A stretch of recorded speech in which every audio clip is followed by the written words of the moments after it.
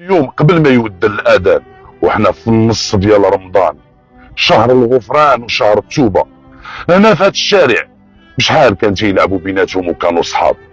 كاين بيناتهم واحد الحزازات صغيره، هو ان واحد تيبغي واحد الفرقه ديال الكره والاخر تيبغي فرقه اخرى، ولكن ماشي هذا هو السبب ديال القتل.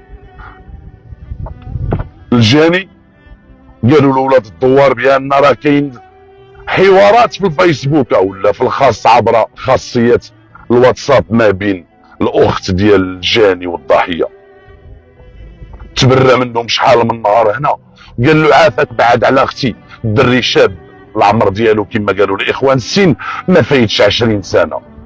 هنا اخواني من بعد ما هاد الجوج كانوا صحاب وكانوا تيتلاقاو ديما هنايا، فامام هذا المنزل اخواني اللي تيعرف لحظات قويه اللي ما قديناش حتى نقربوا الكاميرا نظرا للصدمه اللي تصدمت العائله ديال الضحيه وحتى العائله الاخرى، والصدمه اللي صدمت اهالي مدينه سلام.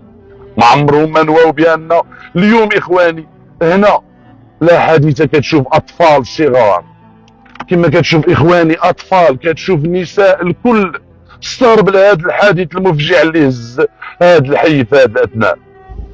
ما نواوش بان اليوم غادي يديروا الكراسه هنا قدام الدار. هذه هي الدار ديال الضحيه، هذه هي الدار ديال الضحيه.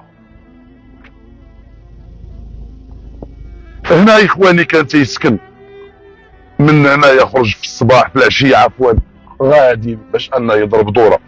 تلاقى معاه، تشاحنوا بالهضره بزاف، قال له بعد على اختي.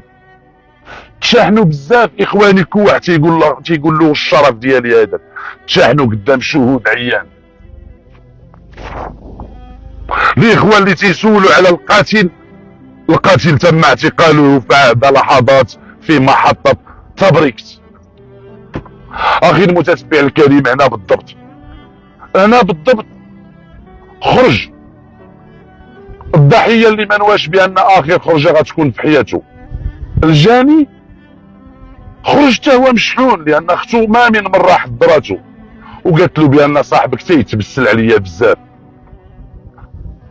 الشباب كلهم عارفين بان تيتبسل اللي قالوا، وصلوا له الهضره. وهنا كنقول للشباب عيب وعار، راه شحال من مره كتلعبوا بالنار.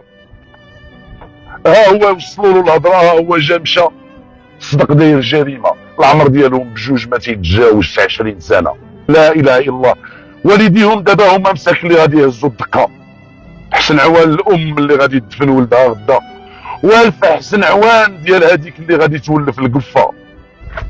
فرأفة حتى اخواني بوالدينا، فعيب وعار اننا نشوفوا جريمه ترتكبات في هذا الاثناء هنا. عويل وصدمه اخواني وسط اهالي سلا. جريمه في عز رمضان، جريمه ما بين اصدقاء